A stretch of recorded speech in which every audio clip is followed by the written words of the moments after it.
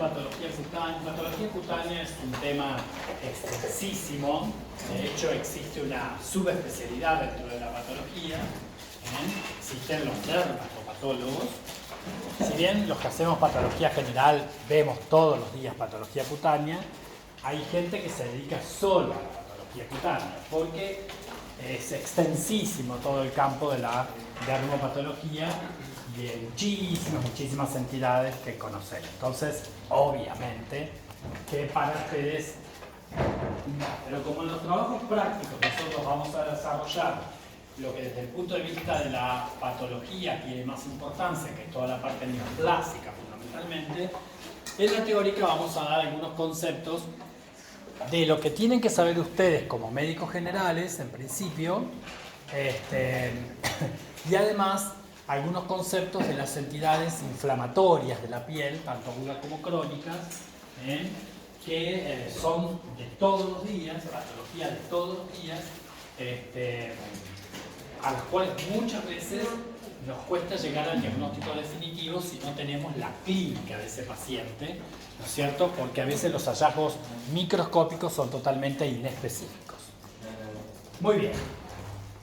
Antes que eso, vamos a hacer un recorrido sobre la histología normal de la piel para entender por qué consideremos que la piel es el órgano más grande de la economía. Tiene un peso de aproximadamente 5 kilos y es muy compleja, ¿no? Tiene muchas estructuras y a partir de la cual se producen distintas patologías, ¿no? Entonces, si uno no las conoce normalmente, es difícil pensar en las distintas patologías si no conoce la... Bueno, como les decía, es el órgano más grande, que tiene un peso de aproximadamente el 16% del peso corporal, con una extensión aproximada promedio de 2 metros cuadrados.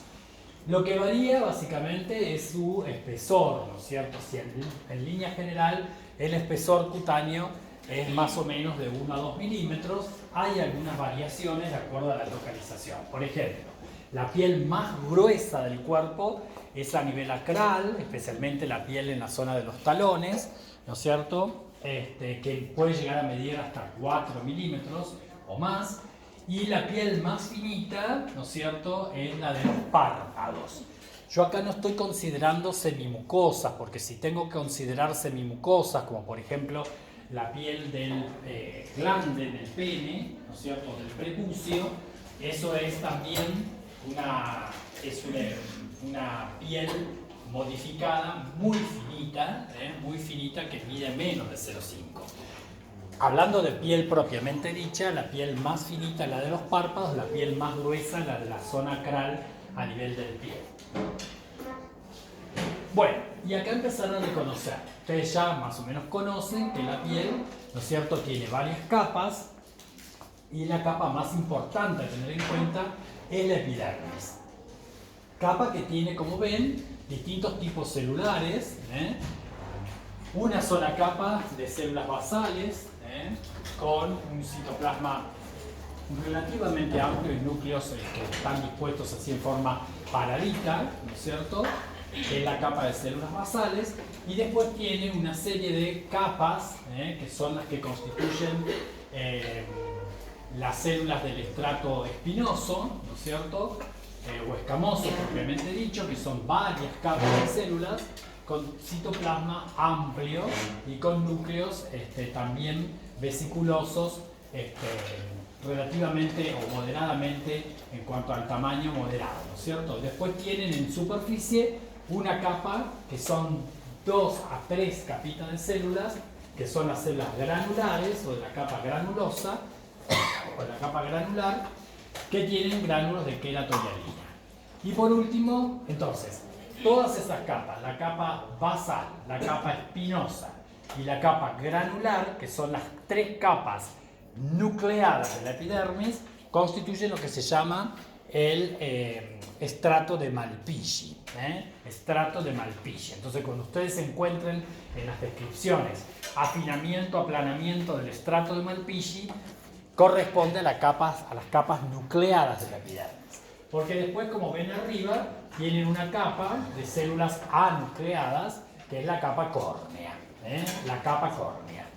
Bueno, por supuesto que cuando la capa granular y la capa córnea, ¿no es cierto?, son muy gruesas, en áreas de piel muy gruesas, se le suma el estrato lúcido. El estrato lúcido es esa zona homogénea eosinófila que está entre la capa córnea y el estrato granuloso. ¿Sí? Y el estrato granuloso. Muy bien. Esto tendría que ver un poquito con la epidermis. Ahí vemos en detalle la capa granular que tiene esos gránulos de queratohialina, los gránulos de queratohialina que son intensamente basófilos y que contienen esta proteína que es la profilagrina, que después en el estrato córneo se transforma en filagrina. Que la filagrina lo que hace es servir de matriz interfilamentosa. Es la matriz interfilamentosa. Capa granular. O estrato granuloso, como quieran llamar. Bueno, por supuesto que más allá de la epidermis, nosotros también tenemos una dermis, que ya después la vamos a ver un poquito más en detalle, y no nos olvidemos de la hipodermis, que es tejido adiposo, ¿no es cierto? Tejido adiposo dividido en septos. Entonces, la hipodermis constituida por lóbulos y septos. Eso es importante que lo recuerden, porque todo lo que ocurre ahí desde el punto de vista inflamatorio tiene que ver con procesos de paniculitis, y las paniculitis pueden ser lobulares o septales, ¿no es cierto? Y de acuerdo a esos dos patrones tienen que ver estrictamente con la histología. A veces predomina el patrón lobular y a veces predomina el patrón septal. Y son distintos tipos de paniculitis. ¿Sí? Y la dermis que está constituida básicamente por una parte superior que es la dermis papilar. La dermis papilar. La dermis papilar constituye obviamente las papilas dérmicas que están entre las crestas epidérmicas, como vemos ahí, ¿no? Y también constituye, ¿cómo se dice? La dermis que rodea los anexos cutáneos, los anexos cutáneos, que se llaman justamente dermis anexial. Entonces, la dermis papilar más la dermis anexial constituyen la dermis adventicial, que se conoce, ¿cierto? Porque después, en profundidad, tenemos la dermis reticular. La diferencia es que la dermis papilar, ¿no es cierto?, generalmente, más allá de que es superficial, es una dermis que consta fundamentalmente de colágeno más delicado, con una disposición más delicada, y la dermis reticular tiene colágeno de haces gruesos. ¿Sí? Después lo vamos a ir viendo con un poquito más de detalle. Bueno, esto es simplemente para ver los lóbulos de la hipodermis divididos por los septos conectivos, ¿cierto? Tejido adiposo simplemente con adipocitos maduros separados por tejido conectivo. Y acá en el centro del lóbulo, donde uno reconoce más allá del adipocito, ¿no es cierto?, la presencia de un estroma, ¿no es cierto?, con algunos fibroblastos. Y por supuesto es un tejido adiposo vascularizado, ¿no es cierto?, donde vemos pequeños capilares sanguíneos, ¿no? Todo esto lo tenemos que tener en cuenta porque justamente hay proliferaciones neoplásicas que se originan en el tejido celular subcutáneo o hipodermis, y que remedan un poco este tejido de la hipodermis. Bueno. También lo que encontramos en la piel, más allá de los queratinocitos de la epidermis, con sus distintas capas, son células dendríticas. Y cuando hablamos de células dendríticas en la piel, nos referimos específicamente a, fundamentalmente, los melanocitos, y si no, a las células de Langerhans. Las células de Langerhans, que son células presentadoras de antígenos. En este caso estamos viendo en la unión dermoepidérmica, o sea, entre los queratinocitos basales, la presencia de melanocitos, que con microscopía óptica los melanocitos se ven como células algo redondeadas, de citoplasma claro, de núcleo pequeño, y que tienen una relación con el queratinocito propiamente dicho, y en una proporción más o menos estimulada en un melanocito cada 7 a 10 queratinocitos. Deberíamos ver un melanocito por lo menos cada 7 a 10 queratinocitos. Entonces la pregunta de rigor es, si un paciente de raza negra tiene más melanocitos que un paciente de raza blanca. No, en general la cantidad de melanocitos es la misma, lo que varía es la cantidad de melanina que produce el melanocito, ¿no es cierto? Las personas de raza oscura o negra tienen mayor formación del pigmento melánico que forma el melanocito. Sin embargo, yo dije que era una célula dendrítica. No obstante así, con microscopía óptica yo no veo las dendritas de la célula del melanocito. No veo las dendritas del melanocito, ¿sí? Debería verlo con impregnaciones argénticas, con tinciones con plata, utilizándose básicamente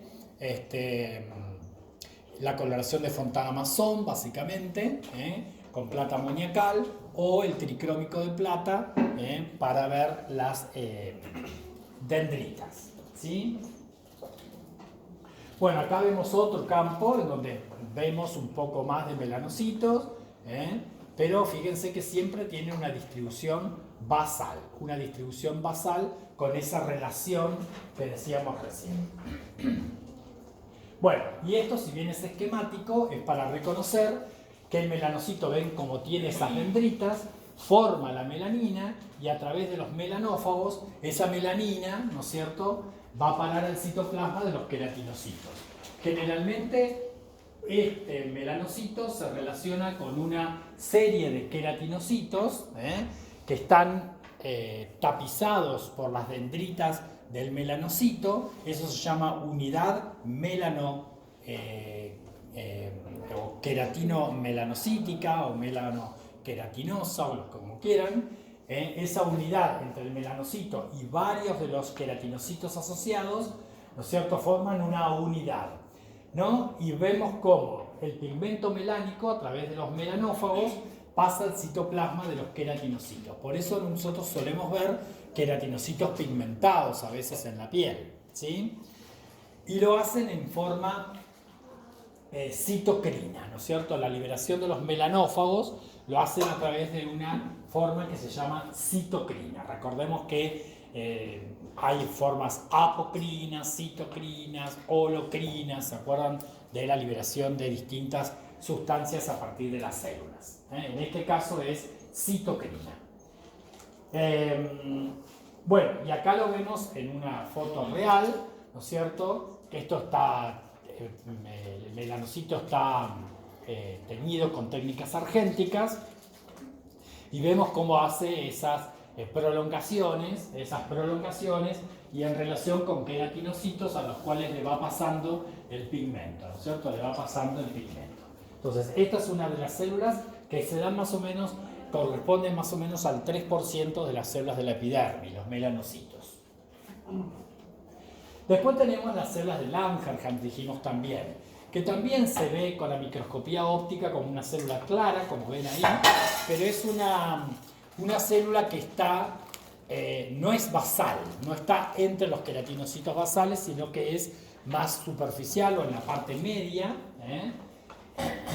Pueden verse múltiples, a veces aisladas, ¿no es cierto? Y las células de Langerhans es una célula que se origina en la médula ósea, no es una célula propia de la epidermis, ¿no? Sino que es una célula que se origina en la médula ósea y que después viaja por sangre y se instala, en este caso, en la epidermis.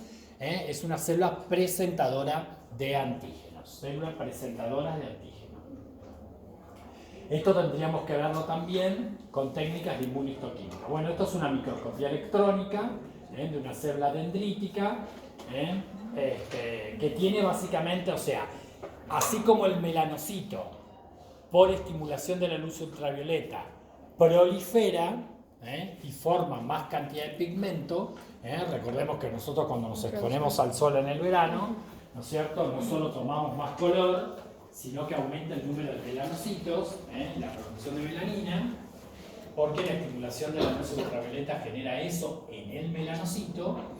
En la célula dendrítica, ojo, La luz ultravioleta puede ser contraproducente, puede desactivar a la célula dendrítica a la célula de Langerhans, porque esta célula dendrítica lo que tiene por función es una función de tipo inmunológica, es presentadora de antígenos, entonces es contraproducente el accionar de la luz solar, disminuye, por eso al disminuir esta célula dendrítica, la célula de Langerhans, junto a los linfocitos T, porque justamente esta célula se encarga de presentar antígenos a los linfocitos T, entonces participa generalmente en la patogenia, ¿no es cierto?, de aquellas enfermedades inflamatorias vinculadas a reacciones de hipersensibilidad, ¿sí?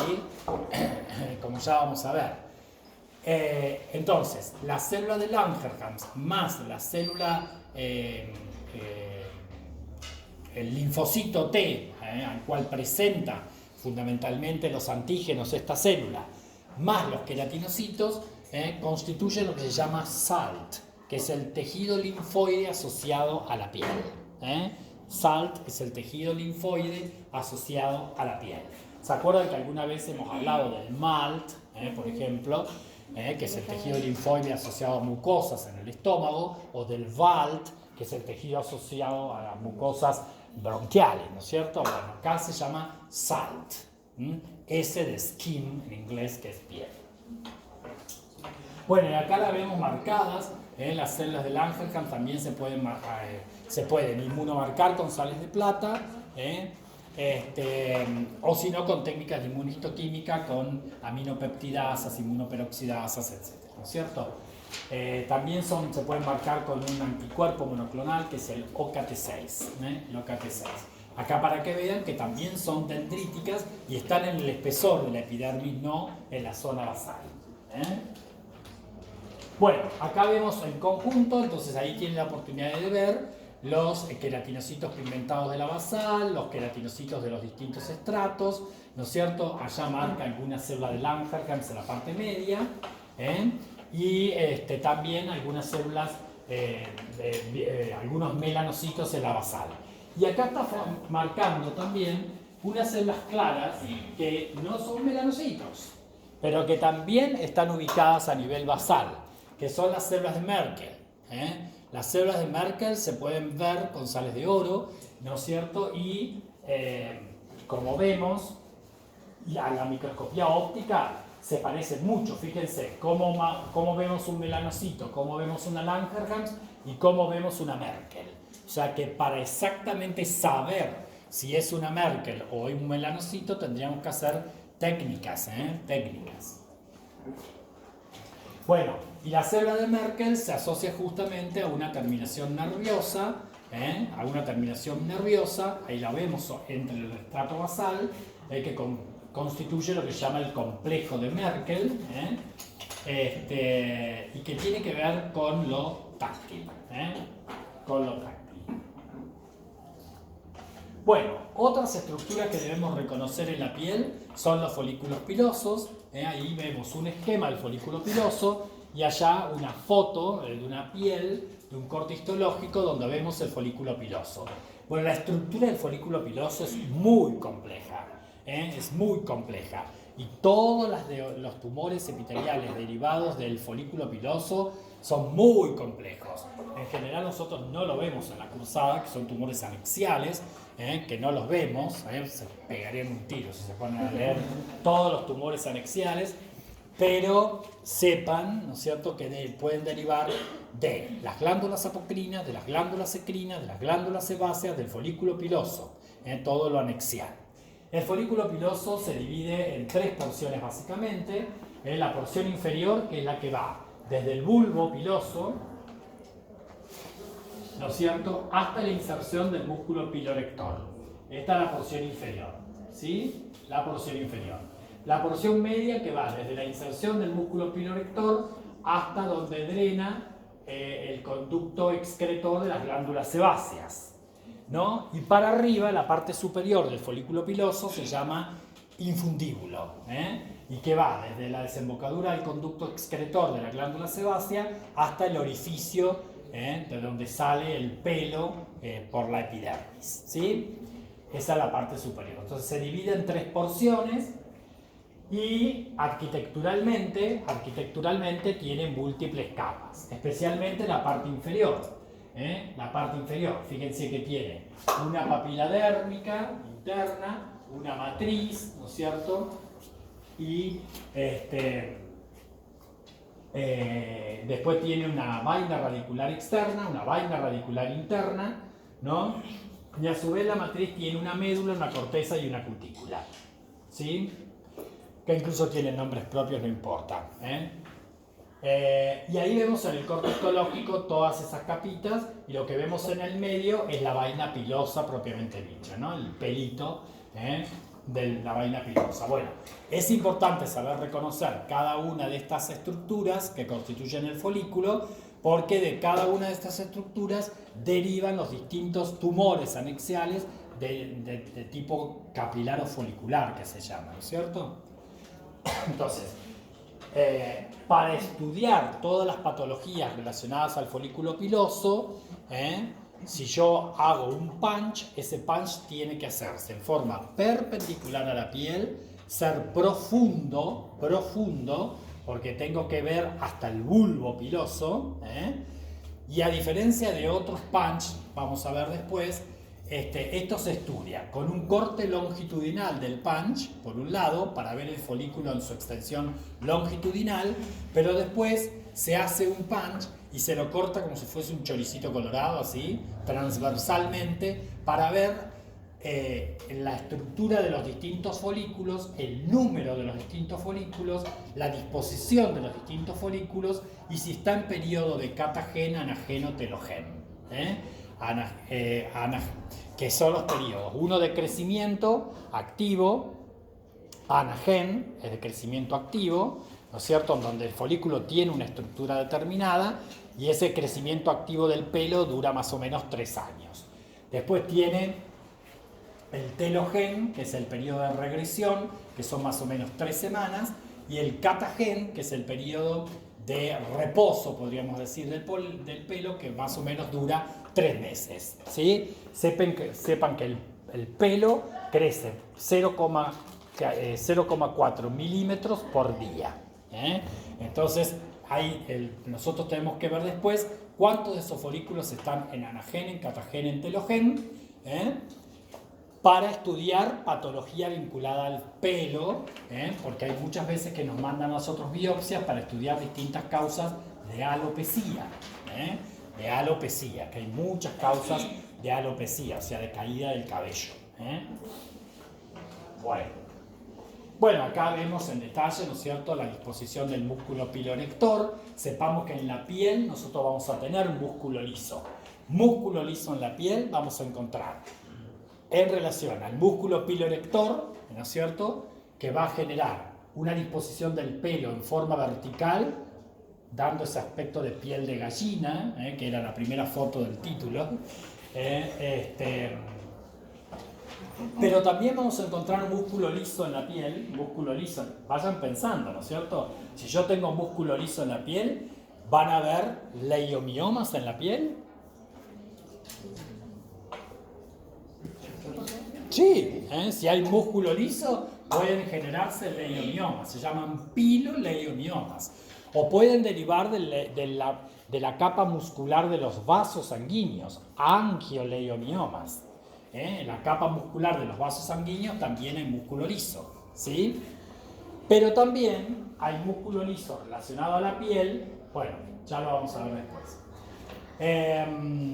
¿Qué otra componente tenemos que ver? Bueno, asociado al folículo piloso, las glándulas sebáceas, que tienen un conducto excretor tapizado por un epitelio escamoso, estratificado, que vemos acá, y tenemos los lóbulos de las glándulas sebáceas con células claritas en el centro y unas células un poquito más inmaduras en la periferia, ¿no es cierto? Glándulas sebáceas que estas crecen durante la pubertad, se tornan hipertróficas, aumentan de tamaño durante la pubertad. Por eso que los púberes, ¿no es cierto?, tienen tanta sebácea acá en la cara, ¿no es cierto?, porque justamente hay zonas donde hay mayor cantidad de glándulas sebáceas, especialmente la zona de la nariz, la parte central de la espalda. Eso tiene muchas glándulas sebáceas. Hay glándulas sebáceas modificadas también en los párpados, como las glándulas de Moll, de Meibomian. Podemos ver también glándulas sebáceas en la areola, en el pezón, que son los tubérculos de Morgagni, de Montgomery. Después tenemos las glándulas ecrinas, con su conducto excretor y sus acinos, tapizados por dos capitas de células, las glándulas ecrinas, que estas tienen que ver con el sudor, básicamente. Glándulas ecrinas y glándulas apocrinas que tienen una capa de célula, ¿no es cierto?, también con su conducto excretor y su porción acinar, con citoplasmas eosinófilos de núcleos excéntricos, ¿no es cierto?, granular. Glándulas apocrinas. Estas glándulas son odoríferas. Así como las ecrinas tienen que ver con el sudor, las apocrinas tienen que ver con el olor. Aumento de glándulas apocrinas en la axila. Bueno, no nos olvidemos también de las uñas. Toda la patología unguial es un plomazo. Pero nosotros recibimos muchas veces resecciones de uñas para ver distintas patologías de la uña. Por lo tanto, tenemos que conocer la estructura de la uña. Más allá de que esto es la parte ósea del dedo, ósea, la uña propiamente dicha tiene un componente dérmico, es esto, que constituye lo que se llama el lecho ungular, ¿no es cierto? Y una capa queratinizada. La capa queratinizada es solamente, o de epidermis, es solamente estrato basal, ¿no?, más estrato espinoso. Estrato basal y estrato espinoso. Con esto estoy diciendo que no vemos ni capa córnea ni capa granular, más la dermis. Y eso constituye la uña, ¿no es cierto? Y después vemos los epitelios, en la porción proximal, el epitelio que tapiza acá, donde está la lúnula, se llama eponiquio, y el epitelio que le sigue a la uña por debajo acá de la uña se llama hiponiquio, ¿no? Para poder ubicarnos cuando estemos viendo un corte histológico de la uña, ¿cierto? Y saber ver, ¿no?, qué está pasando en esa uña desde el punto de vista patológico. Bueno, esto es lo que decíamos hace un ratito, el estrato papilar y el estrato reticular. Ven que el estrato reticular tiene haces colágenos más gruesos y el estrato papilar con la zona de las papilas dérmicas y lo que rodea los anexos, constituyendo el estrato o la dermis adventicial, y con un colágeno mucho más sutil, más delicado, más laxo. Bueno, también tenemos algunos órganos especiales en la piel, especialmente estos en forma de cono de pino, que se llaman corpúsculos de Meissner, que se encuentran, fíjense, en la dermis papilar.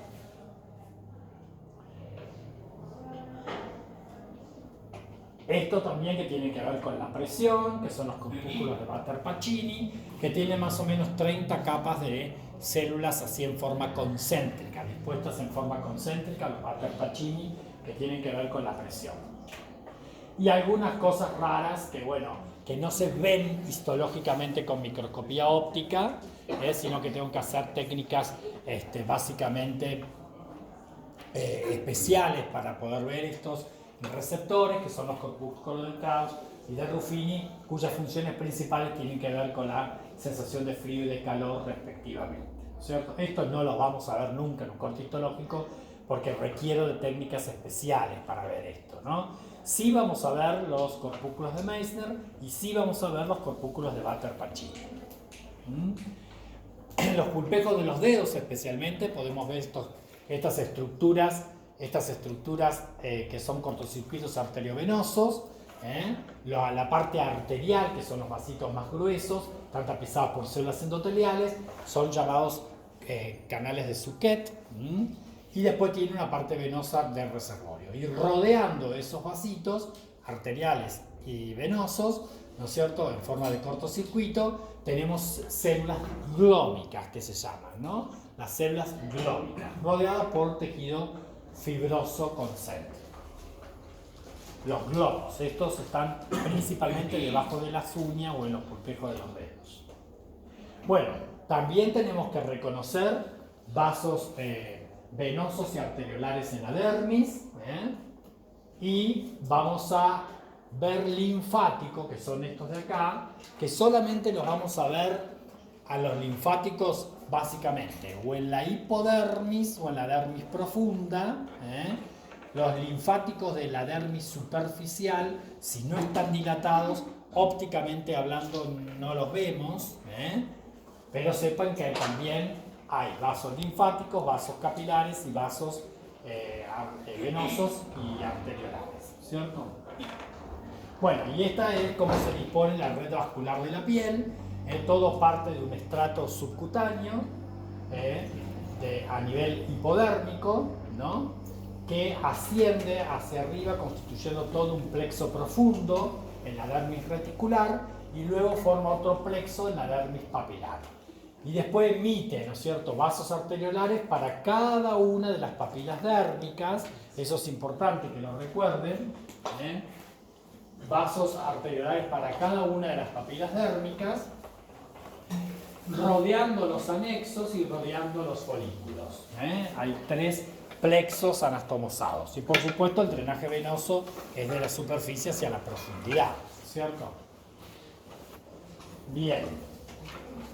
Eso para que vean la disposición del colágeno con fibras que tienen entre 2 y 15 micras, colágeno grueso de la dermis reticular. También las fibras elásticas que tiene la dermis, pero para ver las fibras elásticas no las vamos a ver con microscopía óptica.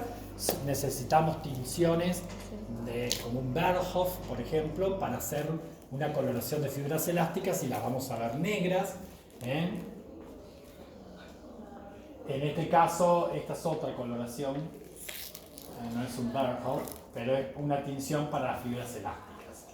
Y las fibras reticulares, que tampoco las vamos a ver con microscopía óptica, ¿no es cierto? Tampoco las vamos a ver. Tenemos que pedir técnicas para fibras reticulares. Pero sepan que en la dermis no hay solamente colágeno, sino que hay fibras elásticas y hay fibras reticulares. Y todos esos componentes de fibras distintas, ¿no es cierto?, asientan sobre una sustancia fundamental con mucopolisacáridos ácidos que se colorean con Alcian Blue APH3. Bueno, esto es lo que les decía. Hay áreas de la piel que también tienen músculo liso más allá del músculo piloerector, ¿no es cierto? Esos haces musculares lisos corresponden a la areola pezón, a los haces musculares lisos de la zona del areola pezón. Entonces también es un sitio de leiomiomas.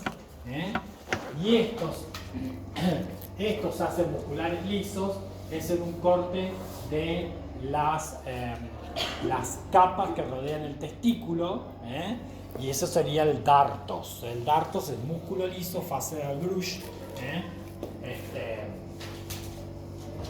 en las capas que rodean el testículo, ¿no es cierto? Entonces ahí también hay músculo liso que hay que tener en cuenta. Y no nos olvidemos que en la piel hay sectores que tienen músculo estriado, como es el músculo cutáneo del cuello y los músculos de la mímica. Acá en esta disección, esta lonjita que está por debajo de la dermis es el músculo cutáneo del cuello, que se inserta en la dermis profunda y en la hipodermis por debajo. Entonces es un músculo cutáneo, está entre la dermis y la hipodermis, ¿sí? El músculo cutáneo del cuello, que es lo que hace esto. Bueno, acá lo vemos histológicamente. ¿Ven? La hipodermis abajo y allá el músculo estriado. El músculo estriado por arriba, que tiene núcleos periféricos, a diferencia del músculo liso que tiene núcleos centrales. Bueno, y por último, no olvidar que en la piel del areola pezón hay 5 tipos de células claras. ¿Hay melanocitos? Sí, hay melanocitos. ¿Hay células de Langerhans? Sí, hay células de Langerhans. También hay células de tipo palletoide. Y hay un tipo de célula que todavía no se sabe muy bien qué función tiene, que son las células de Tucker, ¿sí? Pero se las muestro porque cuando nosotros recibimos estas pieles de areola pezón, es un diagnóstico diferencial justamente con la enfermedad de Paget, a no confundirnos con la enfermedad de Paget, ¿no es cierto? O con proliferaciones, por ejemplo, de melanocitos. Sepan que hay unas células claras ahí, que son estas células, con un núcleo un poco oscuro, bien hipercromático, que se llaman células de Tucker. Células de Tucker. Hay un tumor de Tucker que es neuroendocrino. Gravísimo. Bueno, esto es lo que más me importa. Para ustedes como médicos generales deben aprender a reconocer las lesiones elementales de la piel. Cuando hablamos de lesiones elementales de la piel, debo reconocer las lesiones elementales macroscópicas, eso es lo más importante para ustedes, porque cuando después tengan que tomar la decisión si van a biopsiar o no, de acuerdo al tipo de lesión, es la biopsia que van a hacer, el tipo de biopsia que van a hacer, ¿no? Ahora, si no reconocen las lesiones elementales, difícilmente hagan las cosas bien después, ¿no? Bien, esto creo que es la parte de la clase que más me interesa que aprendan, ¿sí? Lo de recién era refrescar un poco todas las estructuras para que las tengamos presentes. Digo esto porque después uno les muestra un preparado y no reconocen nada. Dicen, esta es la epidermis y nada más. Y tejido adiposo y tejido adiposo. Bueno, una de las lesiones macroscópicas que debemos reconocer es lo que se conoce como mácula. Hay algunos que hacen la disquisición entre mácula y mancha. Ponele, es lo mismo. Pero algunos dicen que se llama mácula cuando tienen menos de 5 milímetros y mancha cuando tienen más de 5 milímetros. Yo sinceramente les digo, uno habla de mácula y ya, ¿sí? La importancia es que la mácula es una lesión plana, ¿no es cierto?, circunscripta, que tiene un color diferente al de la piel del paciente. Eso es lo que nosotros consideramos como mácula, ¿sí? Mácula. Cuando decimos el paciente tiene lesiones de tipo macular o tiene máculas, bueno, cuando tiene este tipo de lesión. Es una lesión plana, circunscripta, de un color distinto al de la piel del paciente. O sea, claramente veo una mancha, como las de los dálmatas. Una mancha. La pápula ya es una lesión sobreelevada. Cuando yo digo pápula, quiere decir que la lesión es dérmica y está sobreelevando la epidermis. Es una lesión sobreelevada, pero que tiene menos de 5 milímetros. Acá sí es importante el tamaño, ¿sí? Menos de 5 milímetros. Pápula.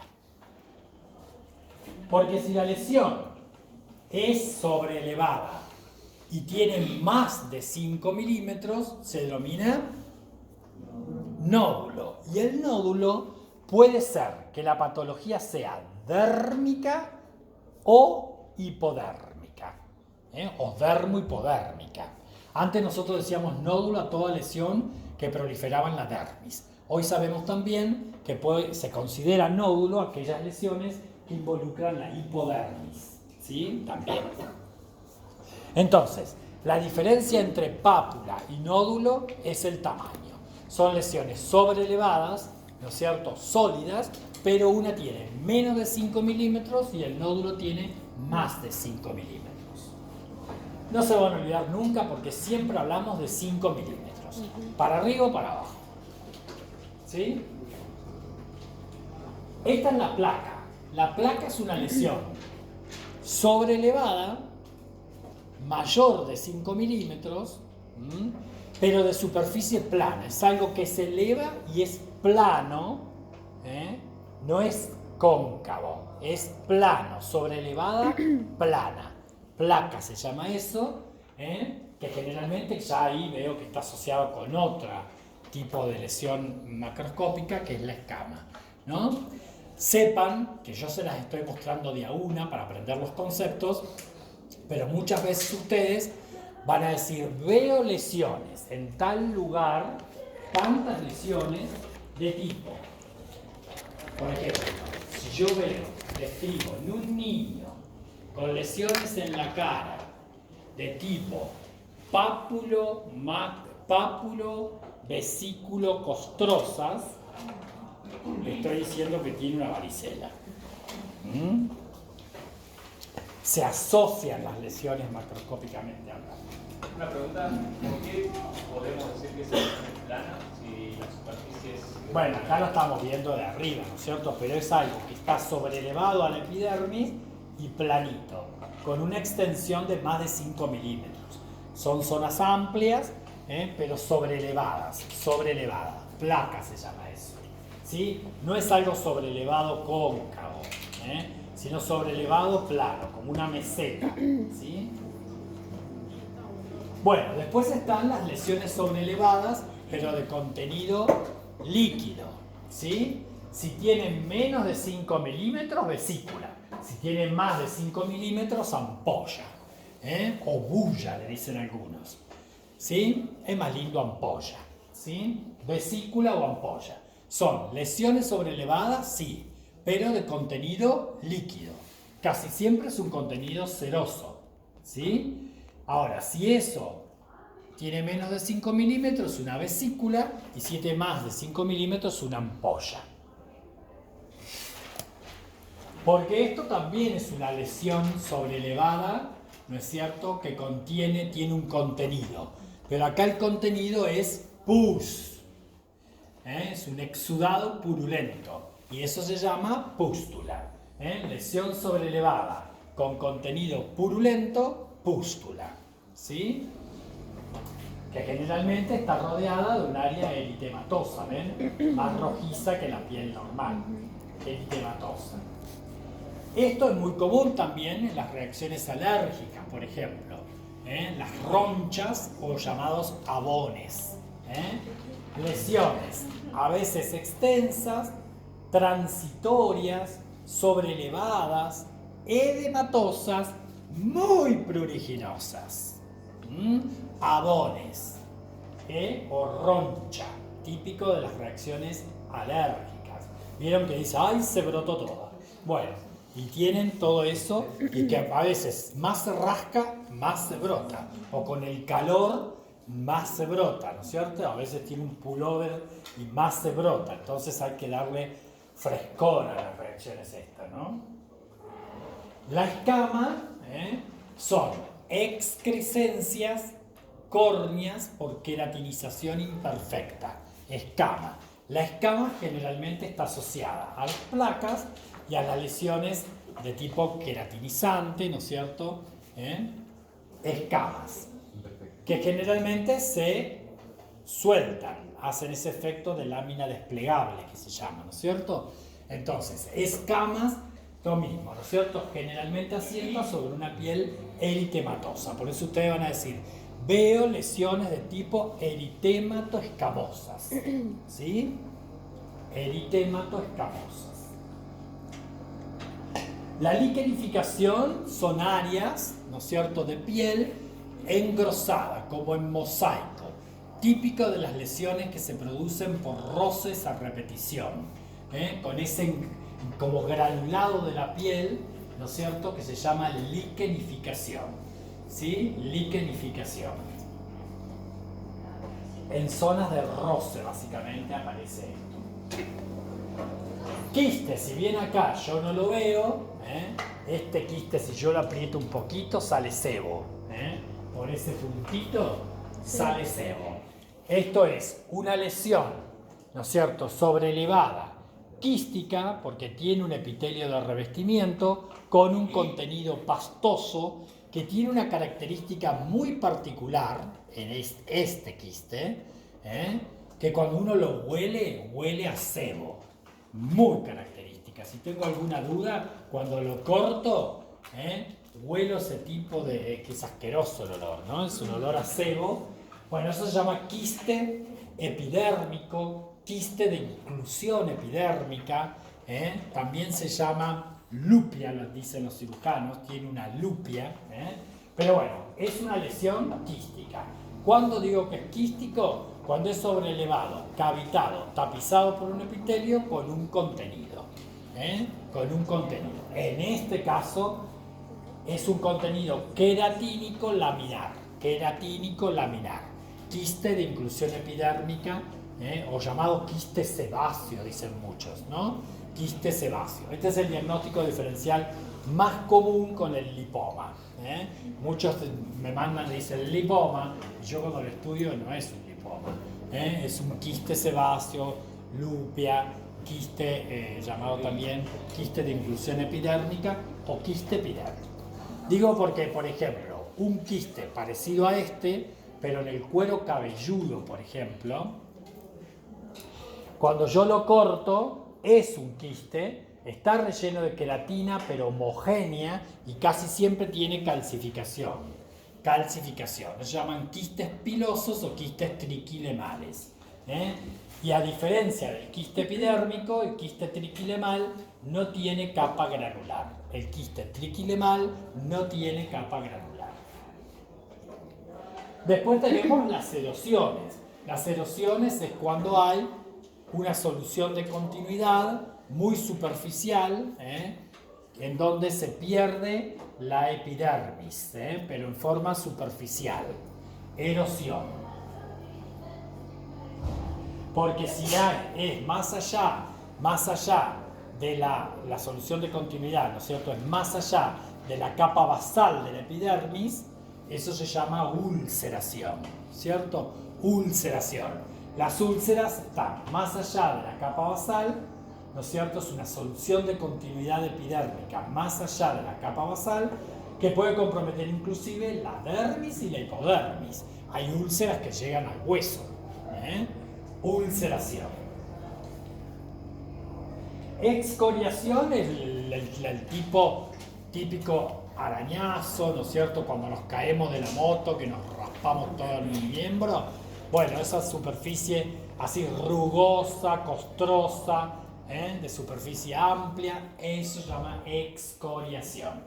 Muchas veces autoprovocada. Púrpuras y petequias. Bueno, las púrpuras y las petequias son lesiones hemorrágicas dérmicas. Se dice que generalmente la petequia es cuando tiene un tamaño milimétrico, no mayor de 3 milímetros, petequias. Cuando tiene más o menos hasta 1 centímetro, púrpura. Pero cuando yo veo histológicamente es una hemorragia en la dermis, que puede estar vinculada a distintas causas. Lo más frecuente que sean vasculitis, las causas que producen púrpuras. ¿Se acuerdan cuando vimos la púrpura de Sjögren-Heinrich, por ejemplo?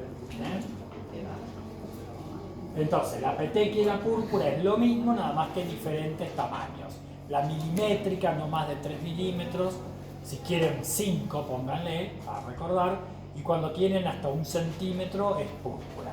Cuando es más de 1 centímetro, que es un área geográfica grande, bueno, se llama equimosis. En este caso, una equimosis palpebral, ¿no es cierto? Que esto seguramente que es traumático. Una hemorragia a ese nivel. Equimosis. Entonces, petequias, púrpuras y equimosis. La onicólisis es la falta de sustancia unguial. Por alguna patología se desprende el plato unguial del lecho unguial, porque se altera, ¿no es cierto? Se disuelve la placa unguial, se lisa la placa unguial, y eso se llama onicolisis. Bueno, y después tenemos las lesiones de tipo elementales, de tipo microscópicas, lesiones de tipo microscópica. ¿Sí? ¿Vamos bien hasta ahora? Bueno, yo se la voy a ir nombrando de a una, pero también esto se puede o sea, el conjunto de estas lesiones determinan una lesión determinada, ¿no es cierto? Los distintos rasgos histológicos. Cuando yo veo que hay una proliferación de la capa córnea, un aumento del espesor de la capa córnea, para eso debo reconocer la capa córnea, que dijimos que es la porción, la capa anucleada de la epidermis, eso se llama hiperkeratosis. Hiperkeratosis es el aumento del grosor de la capa córnea. Aumento de grosor de la capa córnea. ¿Sí? Si yo veo que en esa capa córnea persisten los núcleos, porque yo dije que la capa córnea es una capa anucleada, ¿sí? A diferencia del resto de la capa de la epidermis, que era el estrato de Malpighi, ¿no? Entonces, acá yo veo la capa córnea, pero veo núcleos. La persistencia de los núcleos en la capa córnea es anormal. Y eso se llama parakeratosis. Ojo si estoy mirando una mucosa. Si por ejemplo yo estuviese viendo un corte de esófago con un epitelio escamoso, ¿no es cierto? Ver parakeratosis en el esófago es normal. Ver parakeratosis en la faringe es normal. En las semimucosas o en las mucosas, la parakeratosis es normal. En la piel, no. Bien, parakeratosis. Cuando yo veo un engrosamiento del estrato de Malpighi, o sea, de las capas nucleadas de la piel, un engrosamiento de la capa nucleada de la epidermis, eso se llama acantosis. Acantosis, ¿sí? Engrosamiento del estrato de Malpighi, o sea, de las capas nucleadas de la epidermis. Puedo ver queratinización anormal individual o en pequeños grupos de células dentro de la epidermis. La queratinización, lo que nosotros normalmente llamamos disqueratosis, o pequeños grupitos o células aisladas con queratinización anómala. Con queratinización anómala. Eso se llama quiere decir anormal, queratosis. Disqueratosis o queratinización anormal individual o en pequeños grupos de células de la epidermis. Disqueratosis. Podemos ver que hay pérdida de la adherencia de las células de la epidermis. Cuando se pierde la adherencia, recordemos que las células de la epidermis tienen puentes intercelulares, ¿no es cierto? Y están unidas a la dermis también por hemidesmosomas, a la membrana basal. Cuando se pierde, ¿no es cierto?, la adherencia entre las células, eso se llama acantolisis. Acantolisis. ¿No? El resultado de la acantolisis puede ser una vesícula intraepidérmica o una ampolla. Acantolisis. Acantolisis. Pérdida de la cohesividad celular epidérmica. También puede engrosarse las papilas dérmicas.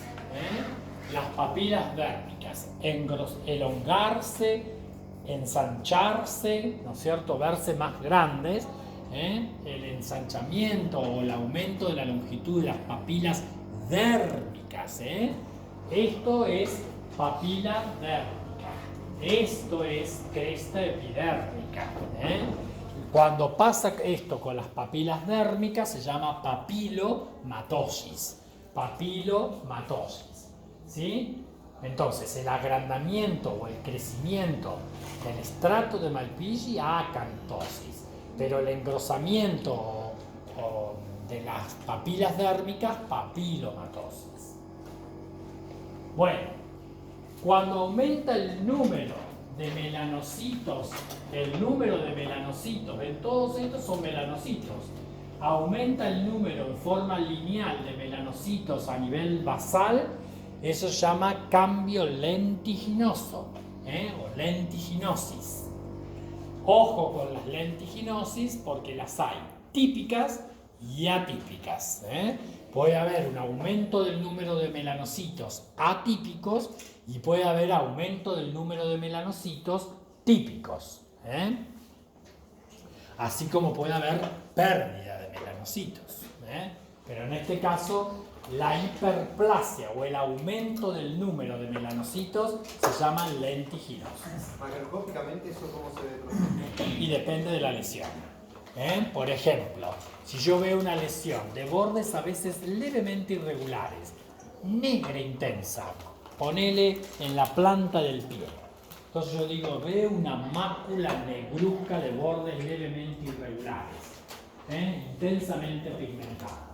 Yo por ahí hago la biopsia de esa lesión y veo que tiene elongación de las redes de cresta con aumento del número de melanocitos y mucha pigmentación de la capa basal, sumada a la caída de pigmento en la dermis, que se llama incontinencia pigmentaria, ¿no es cierto?, con un leve infiltrado linfocítico.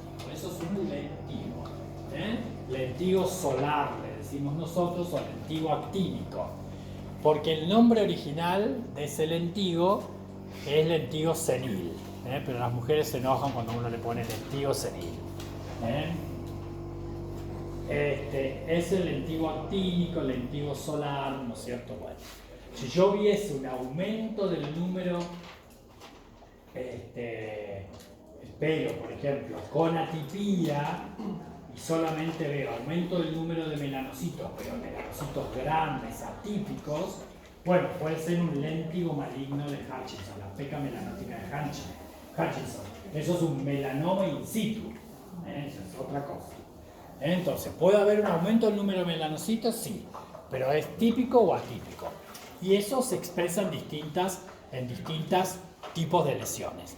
Puedo ver que yo vea una mácula, ¿no es cierto?, marrón, y cuando miro la histología no veo aumento del número de melanocitos, pero hay mayor cantidad de melanina en los queratinocitos. Es probable que eso sea un efélide, sea una peca. La peca es aumento de la melanina en los queratinocitos basales, ¿no es cierto?, sin aumento de los melanocitos. Y así podríamos hablar de cientos de lesiones. Por ejemplo, las lesiones, esas lesiones que por ahí las hemos nombrado alguna vez, en manchas café con leche, de la neurofibromatosis de tipo 1, la enfermedad de von Reichenhausen. Esas también tienen aumento de los queratinocitos, aumento de la melanina sin aumento de los melanocitos. Y en un contexto diferente, ¿no?, clínico. Por eso que es importantísimo que a nosotros nos manden edad, localización, características de la lesión, ¿no es cierto? El contexto clínico es muy importante para que nosotros hagamos un diagnóstico en piel correlacionado con la clínica, ¿sí? Muy importante la correlación clínica. Digo esto porque es muy común que nosotros recibamos biopsias que dicen Juanita Pérez, piel. Vale.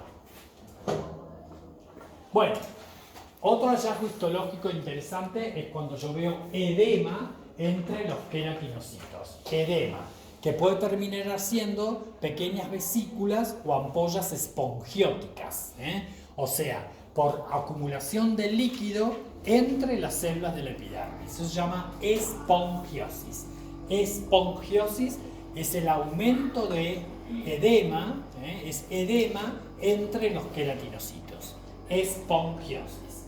Porque si yo viese edema o líquido, aumento dentro de las células, o sea, intracelular, se llama balonización celular. ¿Sí? Balonización celular. Bueno, también puedo ver que a través de la epidermis migren leucocitos, ya sean neutrófilos, eosinófilos, linfocitos, e incluso puedo ver una diapédesis de eritrocitos. Entonces, eso cuando yo veo células sanguíneas que migran a través de la epidermis, se llama exocitosis.